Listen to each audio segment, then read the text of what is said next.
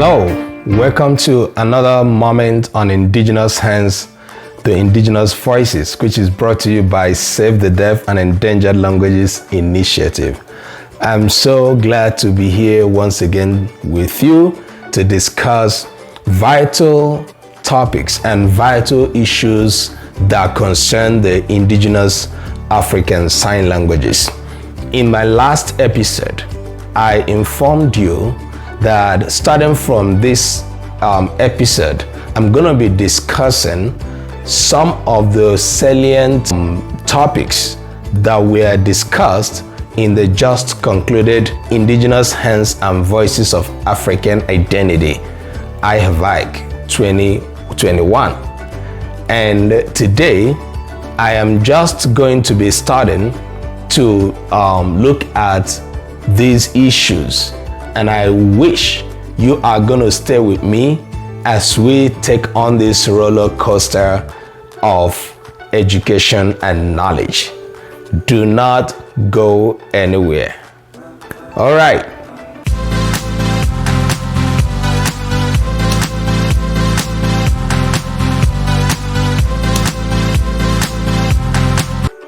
So in today's discussion, I shall be starting with the presentation by Dr. Chika Esiobu. Dr. Chika Esiobu is a Doctor of African Development and Policy Studies from Howard University in Washington, D.C. Dr. Chika Esiobu has authored many literature, one of which is a popular Indigenous Knowledge in Africa published by Springer 2019. I have found that book very, very valuable in my own study as a scholar.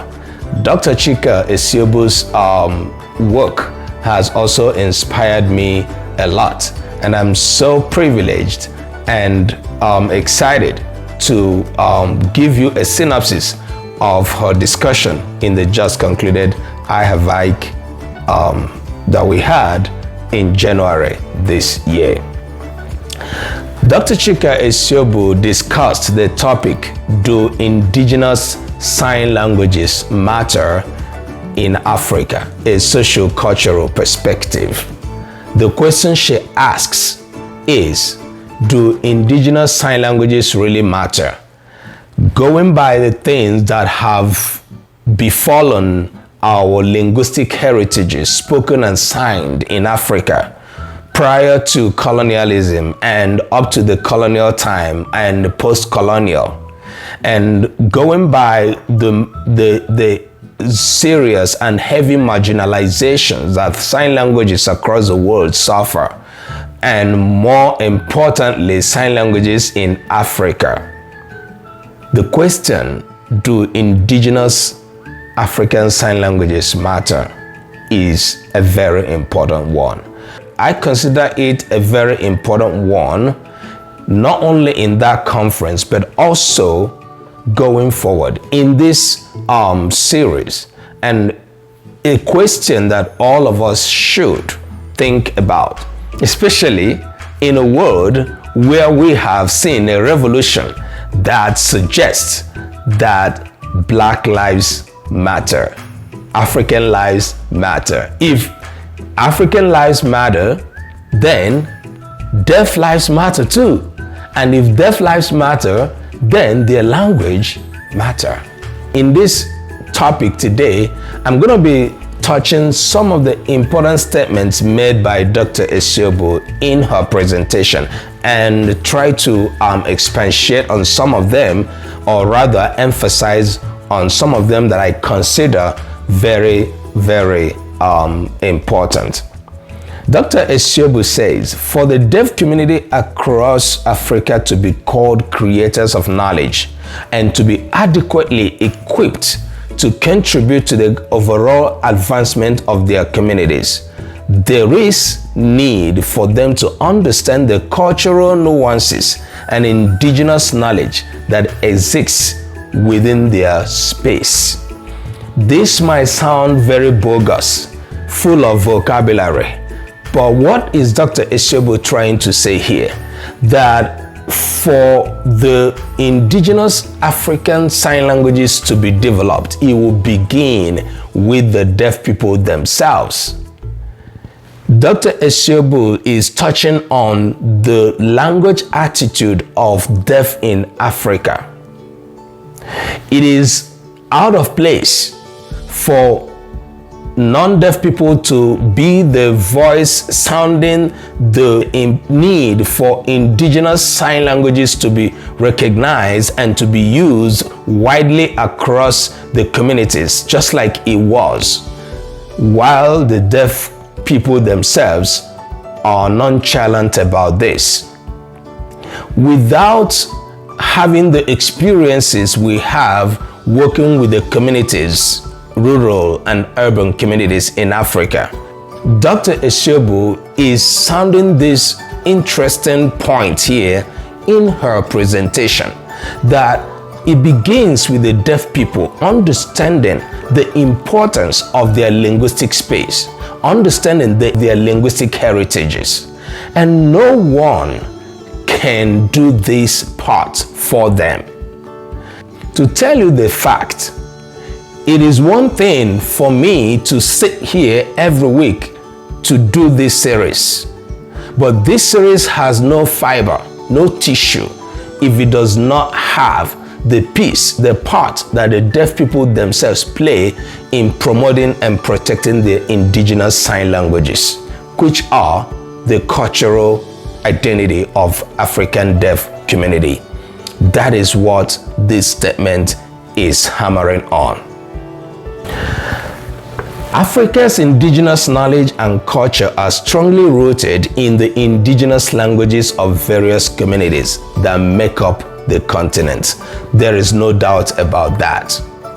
There is no doubt that a people's language is the vehicle that carries their cultural identity down to the next generation.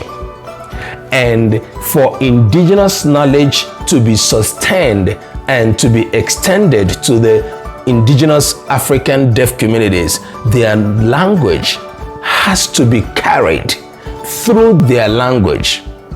It is not the other way around. No community ever passes down their culture in another community's language. Even in dialects, even in spoken languages, where dialects are over everywhere in the communities, a people, a kindred also has a way of transmitting their cultural nuances through their dialects. How much more languages?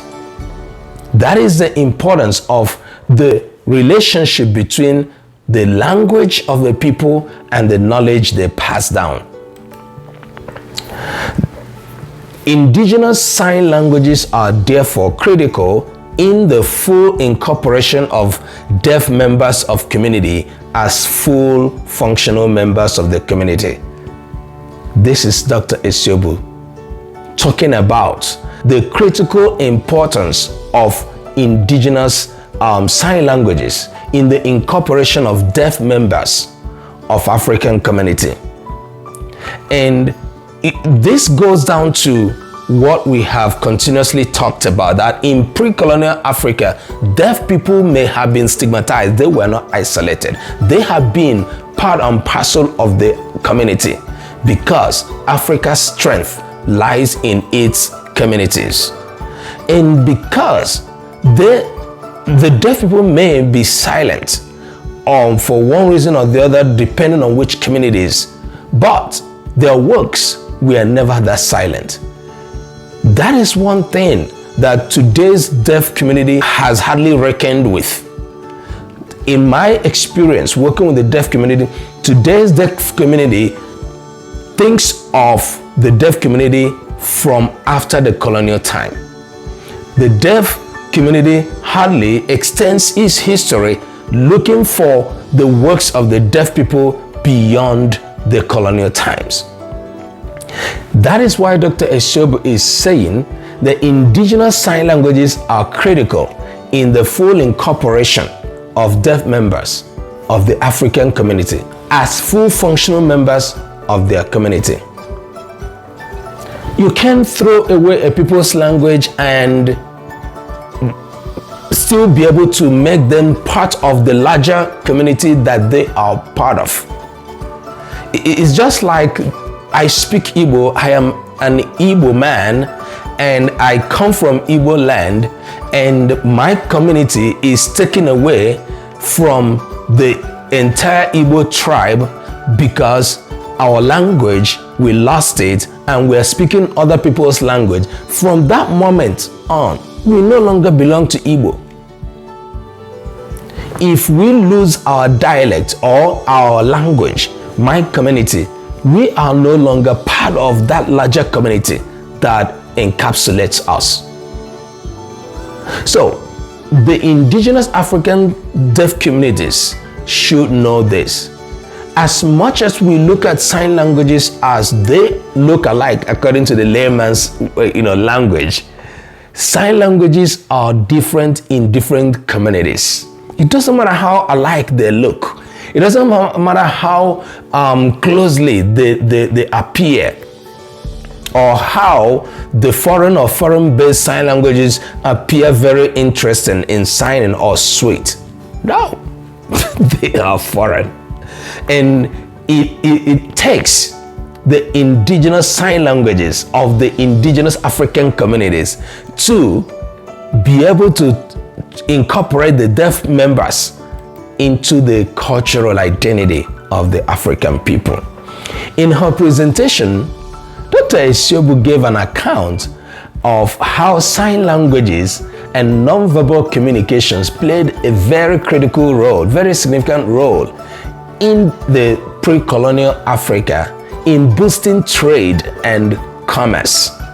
In my little knowledge of history, I have read widely and studied widely to know a little bit about what she is talking here.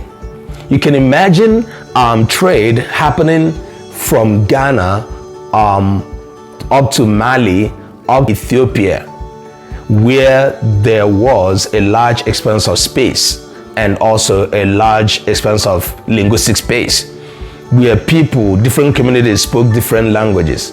But because there was need for trade, people had to travel across the Sahara Desert to lay down their goods for other people to bring their goods, and there was this trade by barter. Now, as much as it was trade by barter, people were able to weigh the quantity of goods that they are presenting to know the quantity of goods that they were to receive or accept in place of that. Remember that gold was very, very significant. Gold was obviously in abundance in the West Africa, and salt was in abundance in the North Africa. So the North Africa needed gold and the West Africa needed salt, and there was trade, between these two people from different places. So imagine how they communicated. Imagine how they talked. So nonverbal communication and sign languages, established sign languages, played a lot of roles in the early trade. And I can, by my knowledge of little history of Africa, I can attest to that. And it's one of the exciting things I really want to learn about trade and commerce in Africa. Documentations of formal sign languages dating hundreds of years were found in government archives of some African countries, institutions, and missionaries, even in folklores. Dr. Esiobu is pointing to the fact that we have in this channel been talking about the historical trend of the sign languages in Africa, whereby even missionaries, European travelers who came to take a sight of Africa before they finally decided to invade Africa, observed, noted, and documented signing systems, formal signing systems of the people, even though some of them regarded them as gestural communications or gestures, which of course was not out of place, because even at that time, sign languages were not fully regarded as languages.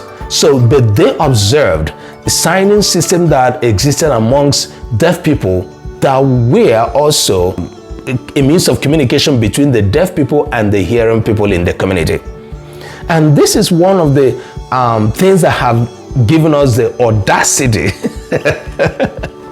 It's one of the knowledges that has helped us to make argument that deaf people were not isolated from the larger community of Africa, because the signing systems were used amongst the deaf and the hearing, and these were documented. So Dr. Esiobu sees Indigenous African Sign Language as not only a means of communication of African deaf people, but also a reservoir for the preservation of cultural heritages, including education, discourse in sciences, space, and whatever you can discuss. And this is only possible if African Indigenous Sign Languages are developed to compete with other sign languages of the world that are finding their way in the digital and electronic space. So the issue is Indigenous African Sign Languages that have been cited in literature, a lot of them are pointed to have been a developed sign language, a well-developed sign language. According to Mars 2004, he would always say a developed sign language. You begin to wonder, how developed was this sign language? The fact is, they were developed. Those that were regarded as developed were developed to the extent that they were widely used amongst both deaf and hearing until something happened. And it is that something that happened that we continue to decry and to talk against, and to say we can still rise. Dr. Esiobu goes further to observe that the erosion of Indigenous African Sign Languages didn't start today. In fact, it started before the erosion of the indigenous spoken languages, which of course was very predominant in the colonial era. But the sign languages, the attack started even before the spoken languages. So you can imagine how many years ago when our indigenous sign languages have started suffering. You can imagine how much of the pressure that have befallen our indigenous African sign languages, and that is why what has gotten us to where we are today. And finally, Dr. Esiobu makes an argument by stating that protecting and promoting indigenous sign languages across Africa is just one important way of increasing rather than decreasing the knowledge stock of mankind, through which mankind can search for answers to the challenges and questions that continue to arise globally. This is very vital. In this year 2021, we at Ezdele are launching our Protecting and Promoting Indigenous African Sign Languages as our mantra, as what we are focusing upon. We have been talking about documenting and developing. Starting from this year, as much as we are carrying along documenting and developing, we are focusing on protecting and promoting. And that is why we keep doing what we are doing in Indigenous Hands, the Indigenous Voices, which is brought to you by Save the Deaf and Endangered Languages Initiative. Dr. Esiobu's presentation is one of those presentations that made a highlight in the Conference of Indigenous Hands and Voices of African Identity. And participants of that conference will tell you so. You can get Dr. Esiobu's presentations on our YouTube channel that is on your screen, and watch the presentation and be able to learn wisdom as it is recreated in her presentation, knowledge as it is recreated in her presentation.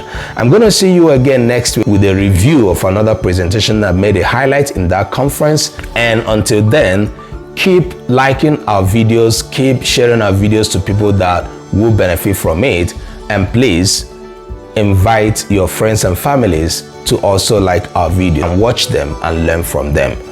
And this is once again the Indigenous Hands, the Indigenous Voices, brought to you by Save the Deaf and Endangered Languages Initiative.